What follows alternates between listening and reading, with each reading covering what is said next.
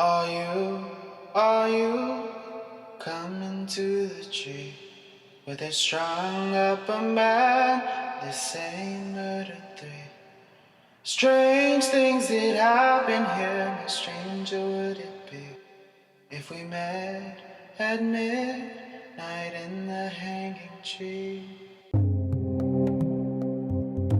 Back in 1776, someone said, "Give me coffee or give me death."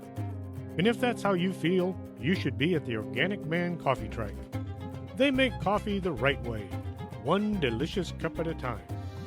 4501 McPherson, Suite Number 9.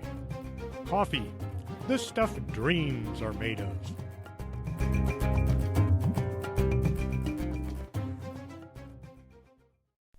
And welcome to the show. I'm your host, Chris James.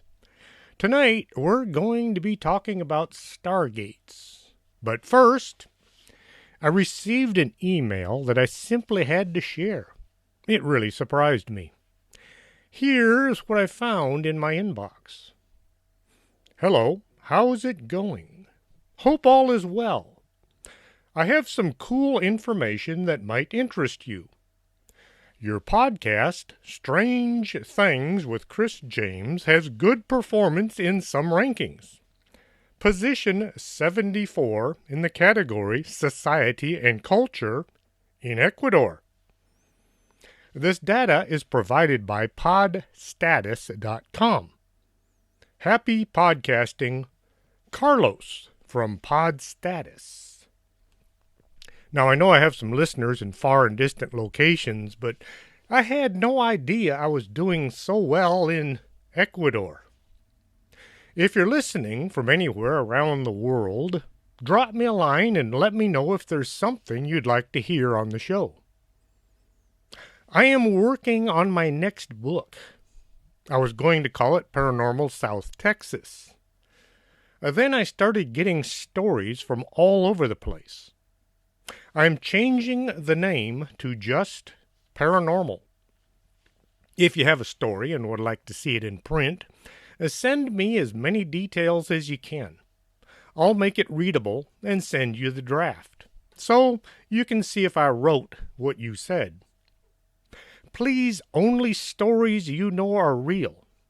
If you heard it from a relative or a friend, well, that's okay, as long as you believe it to be the truth. This project will probably take about a year or so. It can be cryptids, UFOs, ghosts, anything creepy, strange, weird that would classify as being paranormal. Send your stories to strangethings@arcanasa.com. That's ARCANASA.com. Eric had asked me to do a show on Stargates. I started looking into them and found such a confusion of information I considered putting the thing off for a while, like a year or two.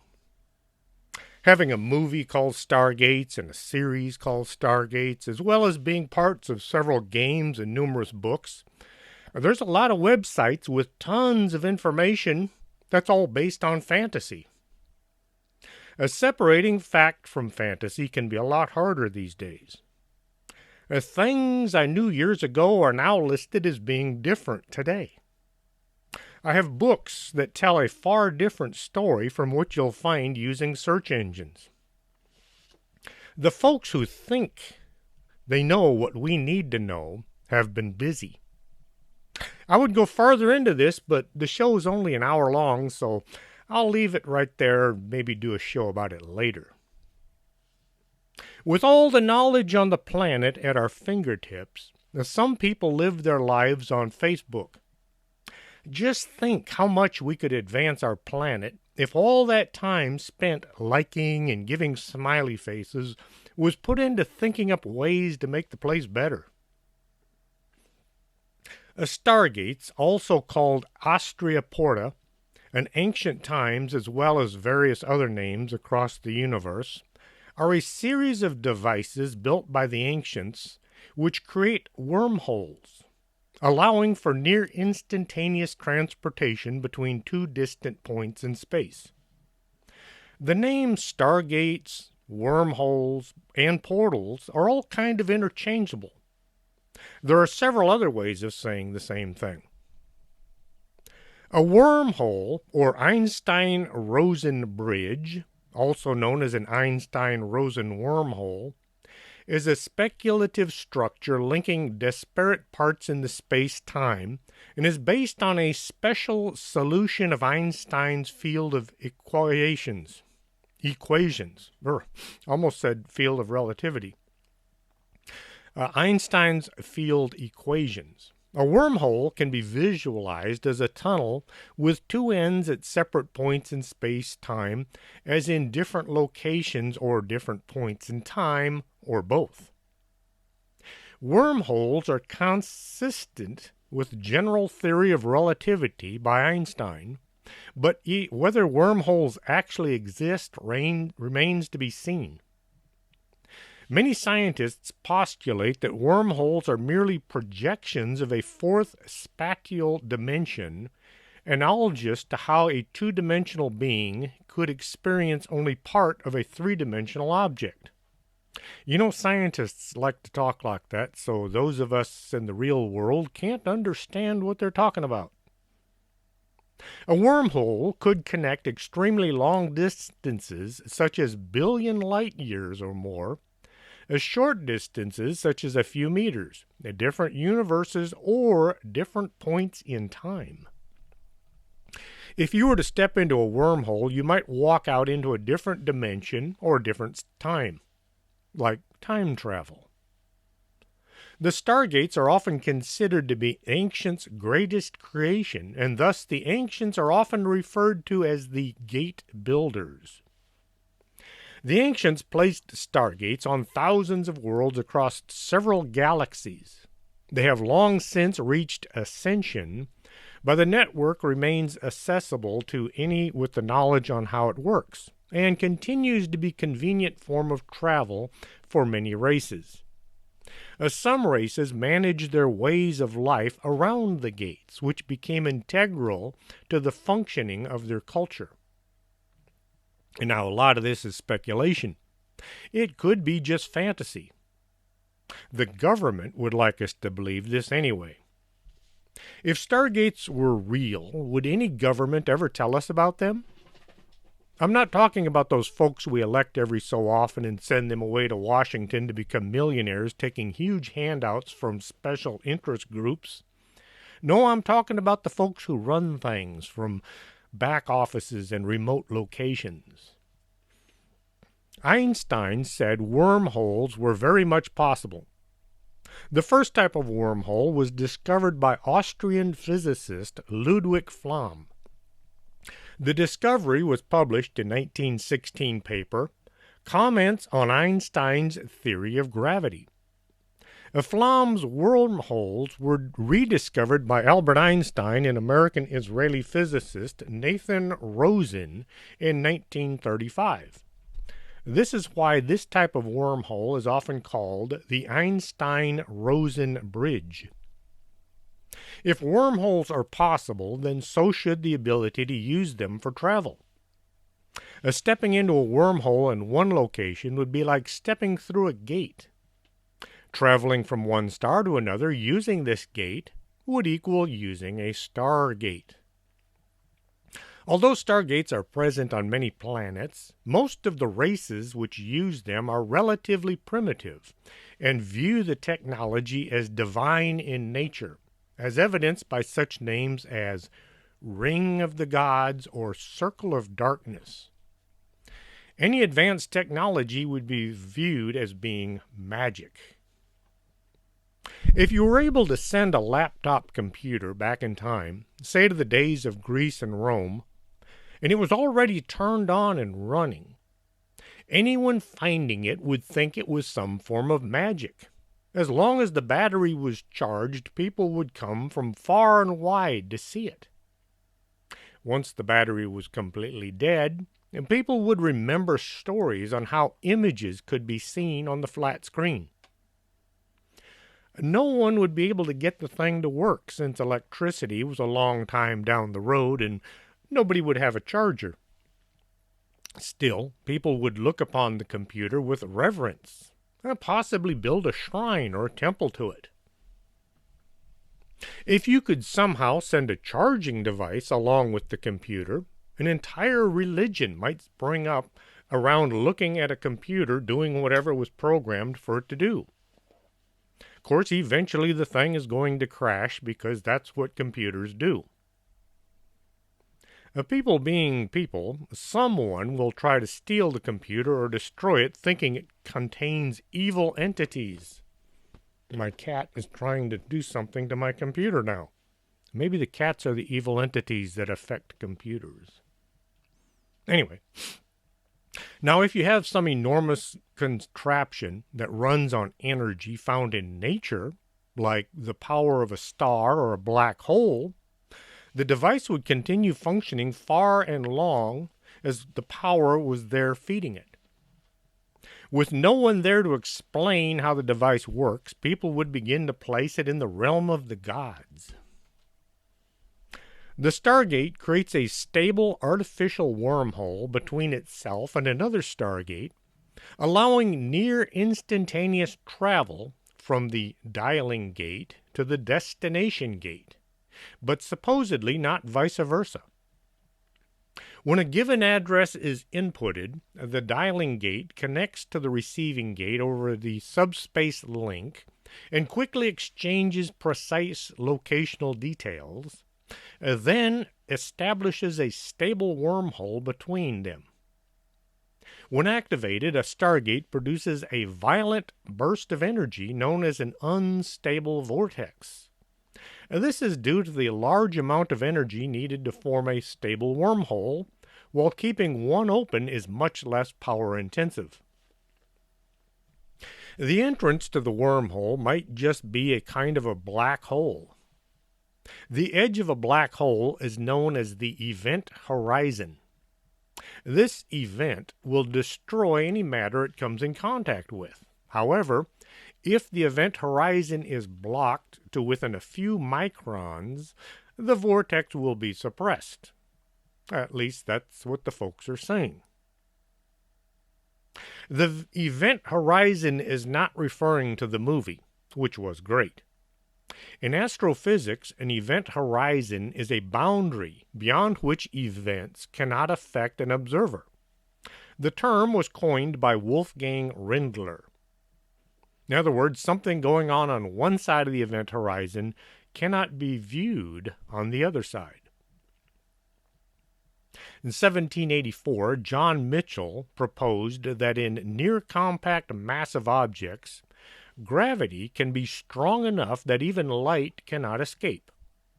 At that time, the Newtonian theory of gravitation and corpuscular theory of light were dominant. In these theories, if the escape speed of an object exceeds the speed of light, then light originating inside or from it cannot escape only temporarily, but it will have to return. 1958, David Finkelstein used general relativity to introduce a stricter definition of a local black hole event horizon as being a boundary beyond which events of any kind cannot affect an outside observer. This led to information and firewall paradox, which encourages the re-examination of the concept of local event horizons and the notion of black holes. Several theories were subsequently developed, some with the same meaning but without the term event horizon. Stephen Hawking, who was one of the leading developers of theories to describe black holes, suggested that an apparent horizon should be used instead of an event horizon, as saying gravitational collapse produces apparent horizons but not event horizons. It sounds like he's quibbling about the wording. He eventually concluded that the absence of event horizon means there are no black holes, in the sense of regimes from which light cannot escape to infinity. This does not mean denying the existence of black holes. It merely expresses the distrust towards the conventional strict definition of event horizon. They're all wrapped up on what the wording should be, as opposed to what the actual thing is. Any object that approaches the horizon from the observer's side appears to slow down and never quite crosses the horizon. Due to gravitational redshift, its image reddens over time as the object moves away from the observer. The different white light wavelengths are slowing down, so therefore the color is going to change because you're only going to see one color and not others, if that clarifies anything at all. In an expanding universe, the speed of expansion reaches and even exceeds the speed of light, which prevents signals from traveling to some regions. A cosmic event horizon is a real event horizon because it affects all kinds of signals, including gravitational wave, which travel at the speed of light. It's amazing that somebody sat down and thought all of this up. Black holes and wormholes are similar, except for one thing. Where a wormhole creates a bridge between 2 points, a black hole leads to a dead end. This dead end is called a singularity, where everything goes that gets sucked into a black hole winds up as anybody's guess. You'd think eventually the black hole would get full. To get around this problematic theory, travelers enter through the event horizon, which dematerializes them for transportation through the wormhole. Then they are reassembled at the other end. Kind of like that transporter on Star Trek. In another theory, the subject enters the Stargate and then the wormhole is formed with the event horizon just far enough away that the traveler isn't affected by it. It's kind of like you step into an elevator, and then when the doors close and you push the button, that's when the elevator moves. So they're saying when you step into the Stargate, once you're in the Stargate, that's when the event horizon is formed, so you're not torn in half. A travel through a Stargate is supposed to be strictly one way, according to some.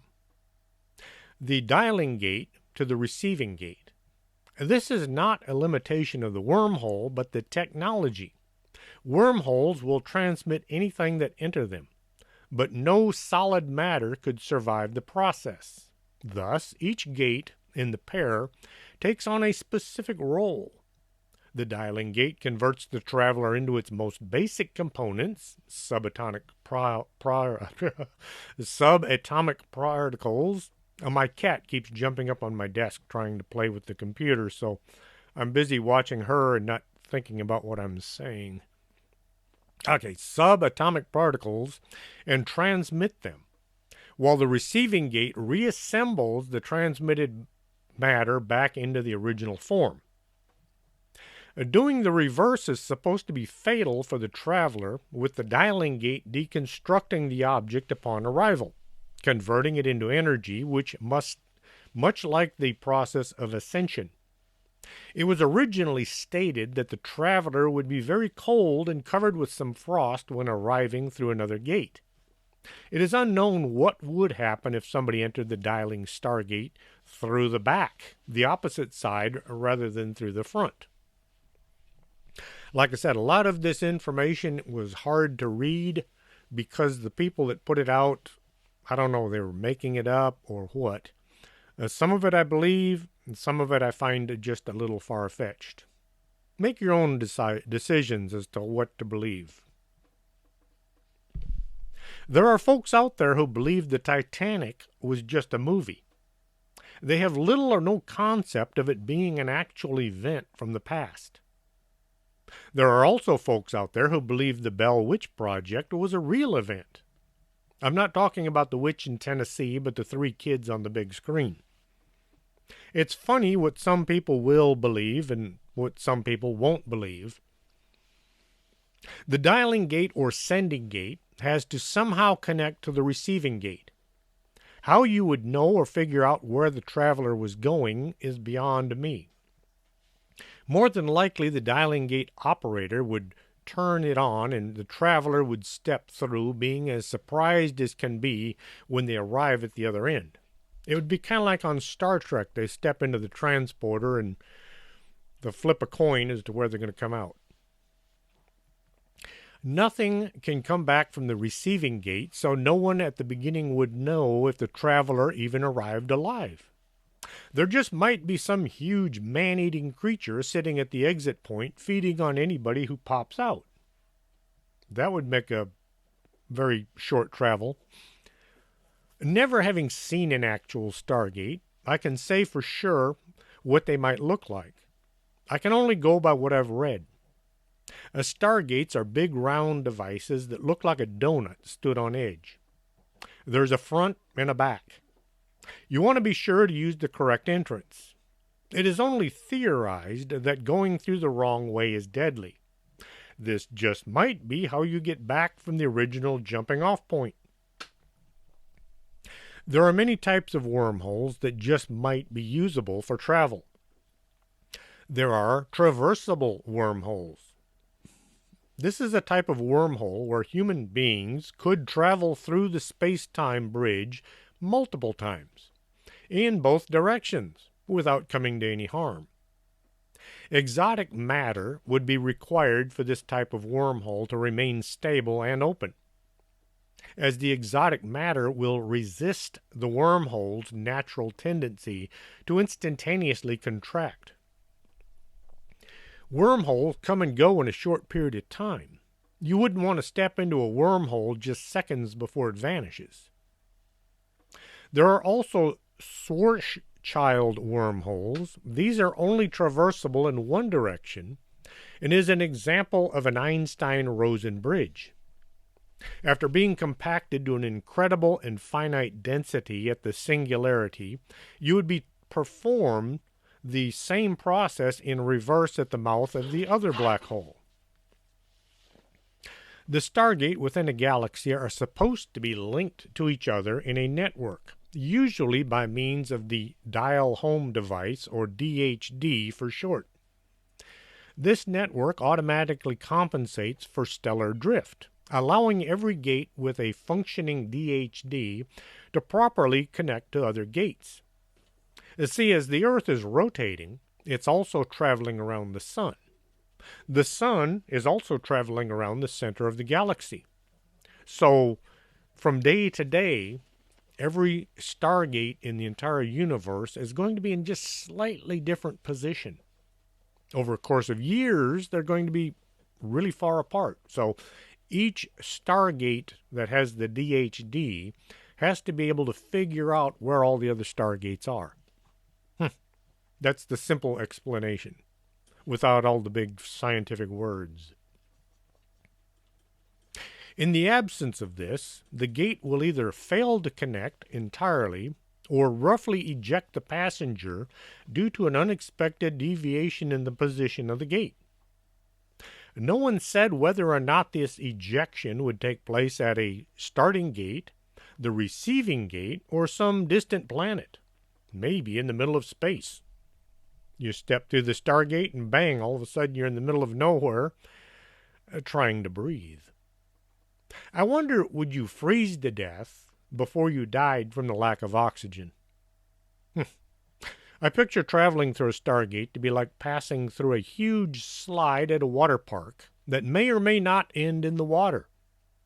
You go zipping along at breakneck speed, hoping and praying for a safe landing. Just to make things more interesting, the slide might vanish suddenly, leaving you high up in the air with a nice concrete landing pad to come down on. Does that sound exciting or what? These Stargates would need to communicate with each other constantly and update their position via short-range subspace transmitters.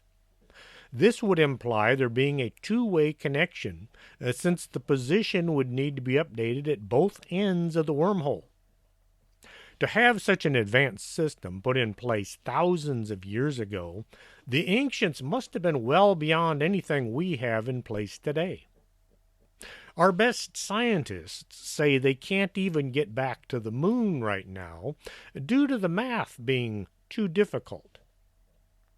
In the 1960s, we got there using slide rules and paper. Today, we have computers, but we can't do the math. Well, at least that's what NASA says. The Stargates here in our solar system are said to be able to transport a person anywhere, but there's no means of setting any of the destinations. There are no control panels. This would imply whoever put the Stargates on our planet didn't think we could operate them, or they didn't trust us not to send things through they didn't want. What are we going to do with all this trash? Hey, I know, just shove it through that wormhole. Next thing you know, the big thinking folks, the ancients, are being flooded with tons and tons of trash. Or something similar. Matter transmission is a three-step process: dematerialization, transmission, and reintegration. When an object passes through the event horizon, it is dematerialized and held in a hyperspatial buffer of some kind. The event horizon will only dematerialize objects in discrete units, such as one person at a time. If several folks step into the opening at one time, how would the machine be able to put all the right parts on all the right bodies? Would two people be put together in one body with 2 hearts and 2 brains and 4 arms and 4 legs and a really bad attitude? Once an object is dematerialized, it is transmitted in the form of energy to the destination gate. Power is supplied by the dialing gate. If the power supply is interrupted, the wormhole can disconnect prematurely, which may prevent the energy from being reassembled into the original object, or simply release the energy in an original form of matter into space, well short of its destination. In cases where the power from the transmitting gate terminates and the receiving gate has a complete object in the buffer, and the DHD of the receiving gate will provide the power necessary to rematerialize the object prior to the gate shutting down. Now, like I said once before, this is speculation because we don't actually have access to a Stargate, at least not us civilians. If there's any matter in the buffer on either side when the wormhole shuts down, it is supposed to be stored until the next use, at which point the buffer is erased. A Stargate is supposed to be incapacitated by burying it. The dirt fills the opening, and since it doesn't all pass into the event horizon, the machine never kicks in. As for the construction, some are supposed to be made from stone, huge round stones carved into a flat surface with an opening big enough to walk through. Others say Stargates are made from metal. They have carvings all around the perimeter, either on the inside or the outside, and sometimes both. Any controls on the surface itself and not on any kind of a control panel. So there's nothing hooked to the Stargate, it's just there by itself. A power is always required to establish an ongoing wormhole, and is usually supplied wirelessly by a dial home device. But any Stargate can receive a wormhole, whether it has a power supply or not. The DHD is the one that supplies the power to both directions. This sounds a whole lot like Nikola Tesla in his experiments into transmitting energy from one place to another. I'm going to take a brief pause here just to throw a few commercials out for some of my friends. If you're hungry and you're in Laredo, Texas, check out Pat's Kitchen, 5517 McPherson. They have the best hamburgers in the world. Well, at least as far as I'm concerned. Optica del Norte, 107 Calle del Norte, is where you go when you can't see what you're looking at. If you have to hold things out at arm's length to focus on them, you really ought to get your eyes checked. If your skin is beginning to look like the surface of the moon, maybe you should contact somebody and have a skincare consultation. You can contact Lourdes James at 956-723-3019 and get a free skincare consultation. If you hear a bump in the night and you think you just might have a ghost in your home, get with the Laredo Paranormal Research Society and have them come by and check your house out. You can contact them at laredoparanormal@hotmail.com. And now back to the show. The Stargate is supposed to have been found in Antarctica and is considered to be a secondary device. The primary device was supposed to be in Giza. There's also supposed to be a Stargate in Iraq, as well as a few other locations. The Antarctic Stargate looks to be the oldest one on our planet, so they say. Maybe it was abandoned due to old technology or new technology coming into use. It's hard to think about ancient times being replaced by advanced technology thousands of years ago. Other people think the Stargate in Antarctica is a later model. As the snow and ice began to pile up outside, the folks using it decided to move to a nicer climate, going from a super cold desert to a super hot one. When Antarctica became unlivable, the ancients moved back to the location of an older gate. Yes, Antarctica is considered to be a desert. When speaking of deserts, we tend to imagine a landscape covered with vast stretches of sand, a scorching sun shining in the sky, and a complete absence of water. Many people are unaware that the world's largest desert is the Antarctica. It's located at the South Pole. Despite the land being covered permanently by ice and snow, there is very little precipitation, amounting to less than 50 millimeters a year. This qualifies Antarctica as being a cold desert. The Stargates are said to be nearly indestructible. There are reports of Stargates surviving direct hits by meteorites, making it through earthquakes, and being impossible for researchers to cut pieces off. This makes studying them very difficult. Scientists can't use their analysis equipment without taking samples. These transport devices do lose power or become inactivated, maybe by some intercession by those who made or operate them. If the guy with the on-off switch at wherever the master gate is decides he doesn't want to talk to the U.S. or the planet Earth anymore, and he just flips a switch and our Stargates don't work anymore. Under normal circumstances, a wormhole can only be maintained for a short period of time. The article said a wormhole can be held open for about 38 minutes. There are some ways to make them stay open longer. One way is to connect to a Stargate located next to a black hole.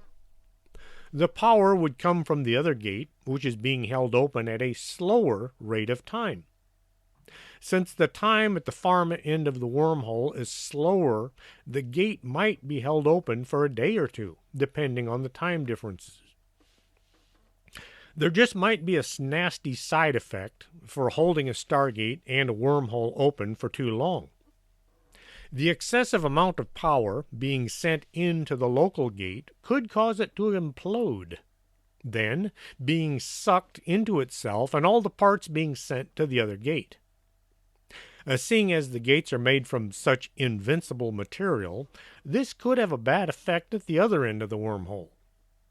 Would the chunks of material go flying out from the other gates, smashing into anything and everything in their path? Or would the introduction of one gate inside another cause the second gate to explode? We don't know because, well, we can't experiment with that one. I'm sure there's some scientist out there would like to, though. A Stargate can be used for things other than sending people from one place to another. You could send a bomb, a really big bomb, say a nuclear weapon, to some far-off star system. Why anyone would do this is open to speculation.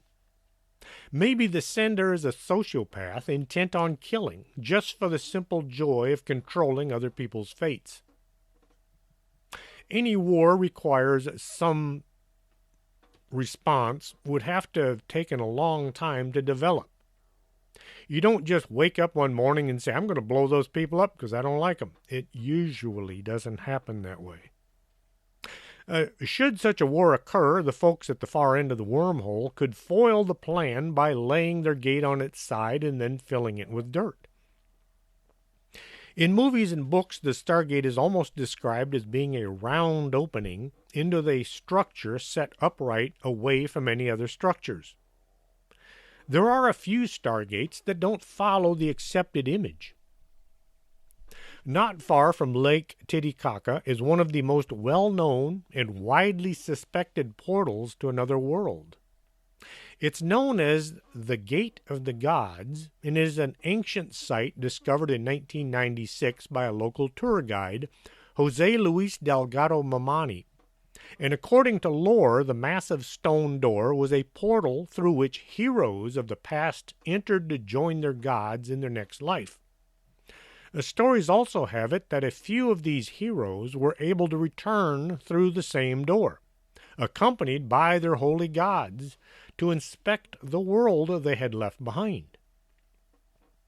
The door itself is a large stone structure carved into the face of Hayumacha Mountain, 23 feet high and 23 feet wide, with a smaller, just under 6 foot high recessed door at the base.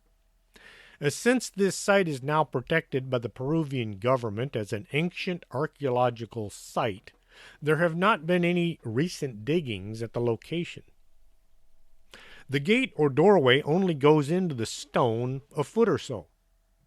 The opening isn't shaped like a door, but rather a crooked trapezoid. You can stand in the doorway, but there's nowhere to go. The stories say the person using the portal or the gateway would place a disc into a small depression in the center of the opening. Suddenly the person would vanish, passing from our world to the other place or time. The gateway was last used in the 16th century when Spanish explorers came storming through the area looking for gold and other valuable treasures. According to the legends, one Incan priest named Amaru Maru decided he was not going to let the gateway key fall into the Spanish hands. So he retreated to the doorway, performed the required ritual, inserted the key into the opening. There appeared a brilliant tunnel of light into which the priest disappeared off to the land of the gods, never to be seen again. The legends say that before this event took place, people would come and go through the doorway by using the key, a golden disc, but when the priest went, he took the key with him.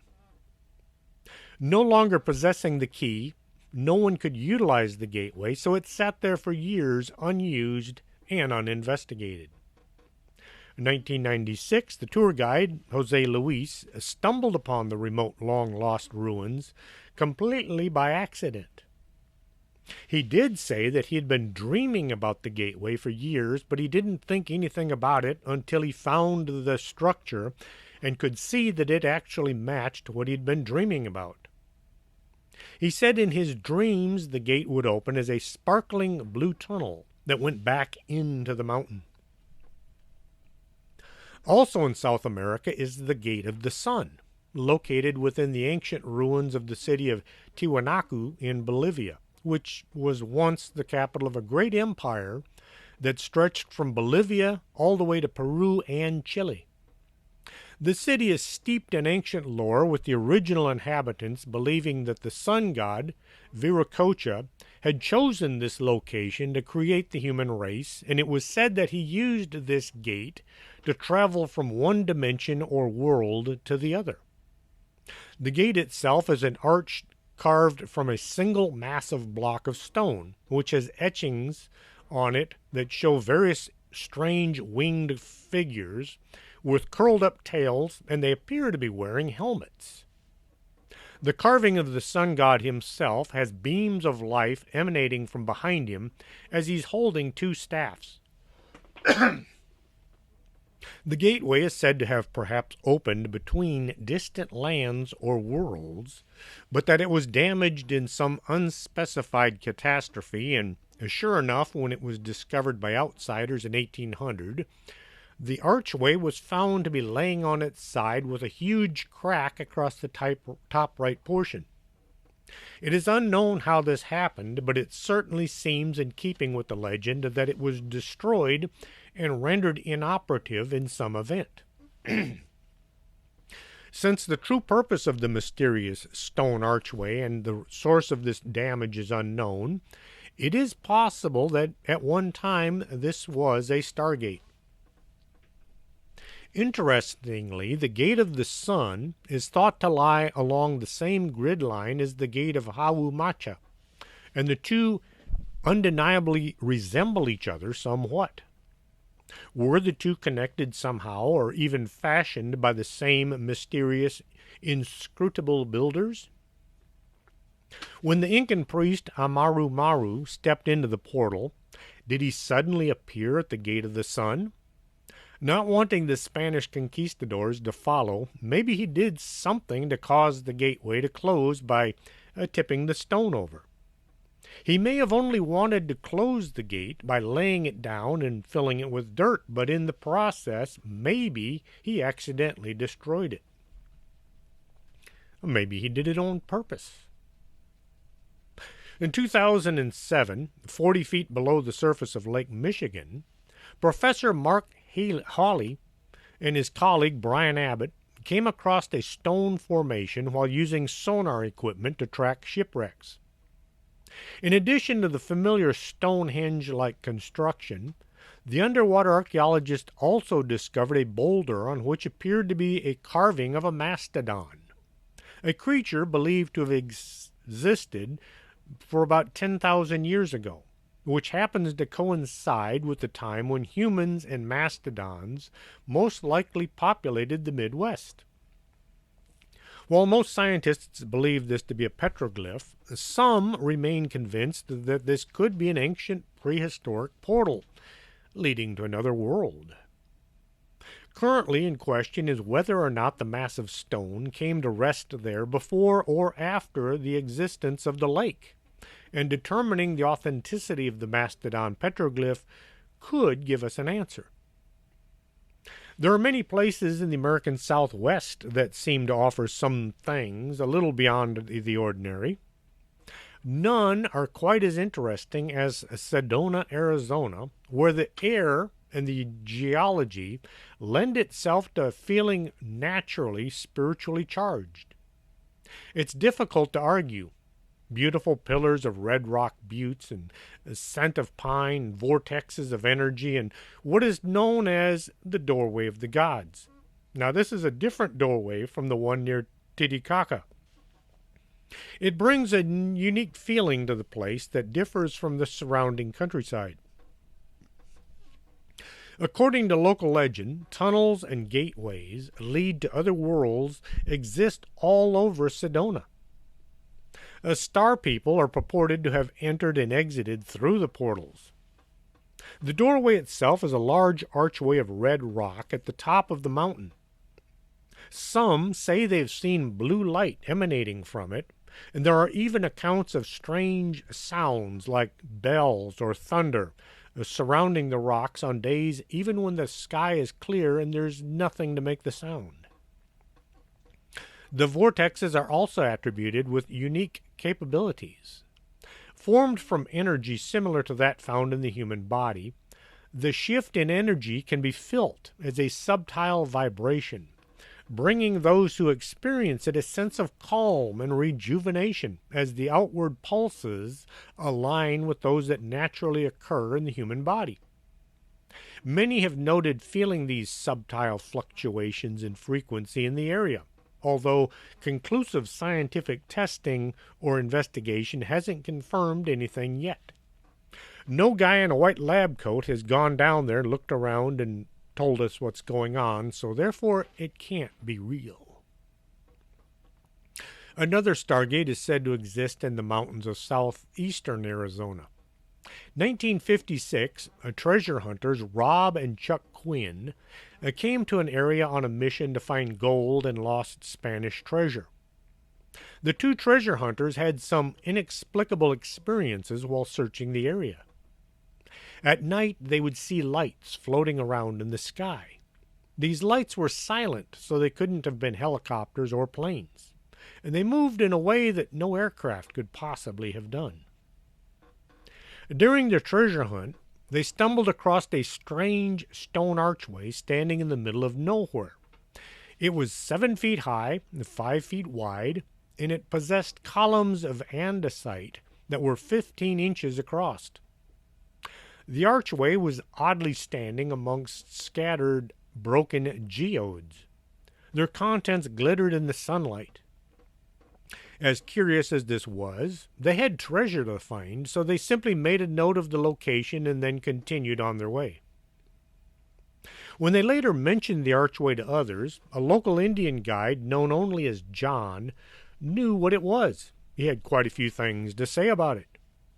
He said that on occasion, people who had ventured through the archway had vanished into thin air, and that the stones thrown through it would not emerge on the other side, as if they had gone into a portal to another world. John had also heard tales of the doorway glowing or shimmering. He'd had his own very weird experience there. He told them that he had once been trekking through the area, and he noticed that even though the day had been dark and cloudy, the sky through the stone archway had appeared clear and blue, a phenomenon which could not be explained. It sounds as if he was seeing another world or another part of our world where it was daytime. The Quinns decided to go back to the bizarre site. When they first managed to locate the archway, there was nothing much going on. They did experience that throwing rocks through it, and they even tried shoving their arms through it, but nothing strange occurred at all. The following day, as they rummaged around the site, Roy and another team member witnessed the portal began shimmering for several minutes, kind of like a heat mirage. That was probably when they should have thrown a rock, but it doesn't say whether they did or not. Not long after this, they could feel a building pressure in their ears. This apparently lasted for several minutes before dissipating. The effect could not be repeated, but a passing group of treasure hunters told them that the stone archway was indeed imbued with some sort of inexplicable force. These treasure hunters had been camping near the archway when suddenly stones began pelting their camp from nowhere. They said these stones were warm to the touch. Looking around their campsite, the treasure hunters were convinced that the rocks had all come through the archway. It was an intriguing story, but nothing else strange happened at the site during their expedition, and they went away with more questions than answers. The Quinns could not forget the anomalous stone doorway, and in 1973, Chuck ventured out to the site once more. As he hiked up the canyon, he said that when he stopped for a rest, he noticed there was another canyon that had not been there before. Thinking that this was rather odd, he clomb back down and he entered the canyon from a different direction. This is when he realized that in fact he was in the same canyon he'd been in before, only he had somehow been transported 250 yards down the canyon he had been hiking along, and to another slope that was facing south rather than west. It was a very jolting experience that convinced him that he was traveled through some sort of a portal and had been teleported from one place to another. In Sri Lanka, there's a place in a remote rocky wilderness and cave of Ranmasu Uyana, or the Goldfish Park. It's sitting between the Thisawuwa Reservoir and the Isaramaya Rock Temple, It was found numerous strange symbols carved into the stone on a grid measuring about 6 feet in diameter. When I come across names and words I can't pronounce, I look them up and I get a proper pronunciation. I practice saying these words and I even write out how they should sound. Then I sit down in front of the mic and I can't get the words out right. It's as if the connect between my eyes, my brain, and my mouth is going into a black hole. Placed in front of this stone structure are 4 stone seats. These seats look as if they were placed there so 4 people could sit and watch whatever was going on inside the circle. It has been speculated that the symbols represent some form of code key to open a gateway between worlds, or even an ancient star map of some sort, which is called a Sakwala Chakoria. This translates roughly as being the rotating circle of the universe, but most folks just call it the Stargate of Sri Lanka. There's very little known about the creators of this particular site, or even exactly how old it is, leaving its ultimate role a complete mystery. There's said to be an ancient Stargate lost and hidden in the Euphrates River.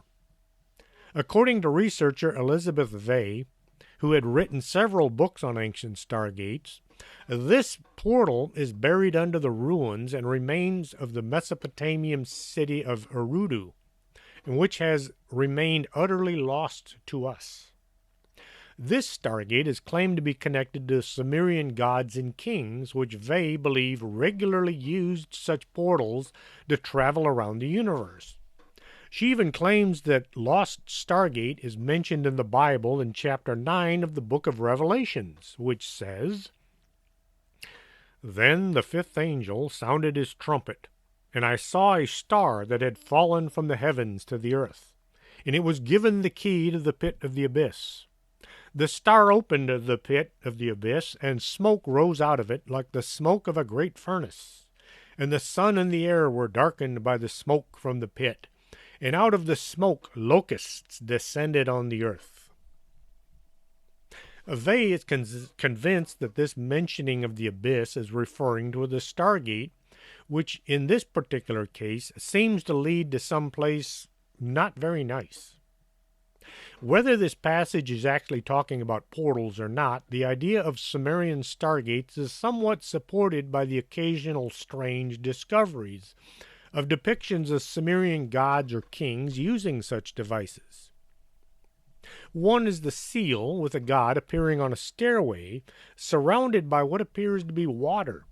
Another is a depiction of the god Ninurta standing on a gateway ready to push a button while wearing what appears to be modern wristwatch.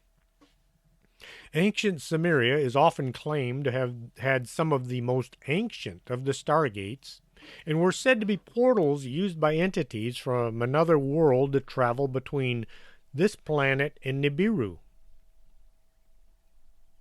Considering its role as an important ancient civilization, it is perhaps no surprise that Egypt should have its own Stargate.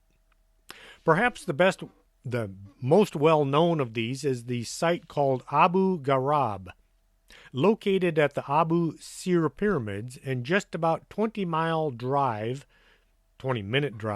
from the Great Pyramid of Giza. Commonly called the Crow's Nest, Abu Gharab is thought to have been built in the 5th dynasty pharaoh Nisiri in around 2400 BC as a temple to worship the god Ra. The site itself has deteriorated considerably over the centuries to the point that it's now mostly just a pile of rubble, but it is believed it once stood about 15 feet high and likely imitated the Sun Temple at On in Heliopolis. One curiosity of the highly sacred site is a massive platform fashioned from alabaster, which is formed into the shape of a chematon, a symbol Hotep, which roughly translates as to be at peace. Although the exact purpose of this platform has been lost to history, according to one theory by researchers of ancient Egypt named Abdel Hakim Awan, it was used to harness and channel certain vibrations of Earth's energy to convey a kind of harmonic resonance in order to create an enhanced sense of enlightenment and awareness of the universe. This allowed a person to attune themselves to the universe and directly communicate with sacred spirits of the universe called the Neters, which were beings said to have actually visited Earth, possibly through Abu Gharab itself, essentially making it into a Stargate. There's a structure some say is a Sumerian Stargate that can be found in a massive ziggurat near Nisaraya, a city about 230 miles southeast of Baghdad, and which has sparked all manner of rumors. The ziggurat is a rectangular stepped tower, sometimes surmounted by a temple. The Stargate was discovered in 1920, and when word got out it was there and actually working, many governments sent out expeditions to try to find it so they could use it for their own purposes. Many folks believe the Anglo-Iraqi War of 1941 was started specifically as an excuse to gain control of the Stargate. Nazis came into play here, and they spent great resources and effort in finding the Stargate during World War II. Either the gate was never found or it was not functioning, but the Nazis never got to use it, as far as we know. Lord only knows what the Nazis were doing in Der Reis, near the Wenceslaus mine and close to the Czech border. Maybe the bell was a form of portal or Stargate they were in the process of building. Maybe that one worked, since Hans Kammler vanished without a trace, along with all of his notes on how to build the thing. Back to Iraq. Saddam Hussein wanted to keep this Stargate for his own purposes. One of his palaces was built right on top of the Stargate. This was supposed to be one of the real reasons the United States decided to invade Iraq. When Baghdad fell to the American forces, the area where the Stargate was said to be hidden happened to fall right in the center of the highly guarded and fortified Green Zone. There have been a few whistleblowers who have come out of the woodwork to confirm that the U.S. wanted access to this technology. Dan Bursch said he was a part of a covert team that went into Iraq on a mission to find the Stargate. One researcher and advocate of this theory is Dr. Michael Salla, who said America desired to possess the Stargate and others like it. He said, essentially, more and more people are coming forward saying that they have been involved in these classified programs where these technologies are used quite regularly and that they are found all over the planet. Iraq is just one place where they're found. They're also located in places like Iran and Syria, which is why there is a push for America to have so much involvement in the Middle East. All this is very significant in what drives international conflict. Zecharia Sitchin, author of The 12th Planet, has been studying ancient Sumerian text for many years and said he had an accurate interpretation of how the Sumerians believed humanity came to exist on planet Earth. According to Sitchin, a super race of beings once inhabited this world. Travelers from other worlds arrived eons ago and planted the seed that would later become our race today. The Anunnaki, the gods from the sky, placed a Stargate on our planet for instantaneous transportation of humans to communicate peacefully with other worlds. The Anunnaki hoped that the Earthlings' intentions were pure and good-hearted, and they left this device in the control of civil heads of the government of Uruk. The city also possessed airstrips for the landing of alien aircraft. The mass amount of Western interests in this area, including Egypt, have led to many crazy conspiracy theories. But if you disregard all of the fallacies in these theories, you will come out with the truth. What was the Montauk Project trying to accomplish? The Montauk Project was a secret U.S. government project conducted at Camp Hero in Montauk, New York, for the purpose of developing psychological warfare techniques and research, including time travel. The story of the Montauk Project originated in the Montauk Project series of books by Preston Nichols, which intermixed these stories with stories about the Belgian experiment. Part of the project was time travel. The machine would open a doorway or a portal to another place, allowing people to step back in time in order to change how things turned out today. They fiddled about with our past, trying to make a better future for themselves. The machine would open a tunnel that sounded an awful lot like a Stargate. It's a wonder how many far advanced technologies have been found that have been on our planet for thousands of years. The Piri-Reis map, for one. The Antikythera mechanism, for another. These are just the ones we know about. How many advanced devices have been found that some government or elitist millionaire has squirreled away, keeping them for their own agendas?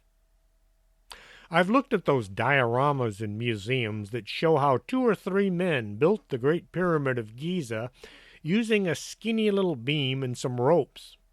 They claim it was the lever action that allowed 2 people to lift a multi-ton stone. Blocks weighing thousands of tons being lifted by 2 or 3 guys? How did they build the pyramids, really? I don't think that stick that these 2 guys are pulling on is nearly big enough, and that rope sure the heck isn't going to lift a 10-ton stone. Maybe they did use advanced technology. After all, the Great Pyramid of Giza was built in just 20 years, which I would love to have seen how fast the guys were moving that tried to build the thing. There's a lot going on in our world that we just might never find out about as long as the folks who think they're better than us are allowed to run the place. Hope you enjoyed tonight's show. It was a bit confusing. I tried to put it into the easiest to understand words that I could, but some of it just did not translate well. A lot of it, like I said, is speculation and fantasy, but a lot of it is also based on historical records that people have translated. You decide which is true and which is fantasy. Don't let somebody else tell you how to think. Try using that thing between your ears for yourself. Till next time, this is Chris James for Strange Things. Are you coming to the tree where they strung up a man? They say murder 3. Strange things that happen here, how stranger would it be if we met at midnight in the hanging tree?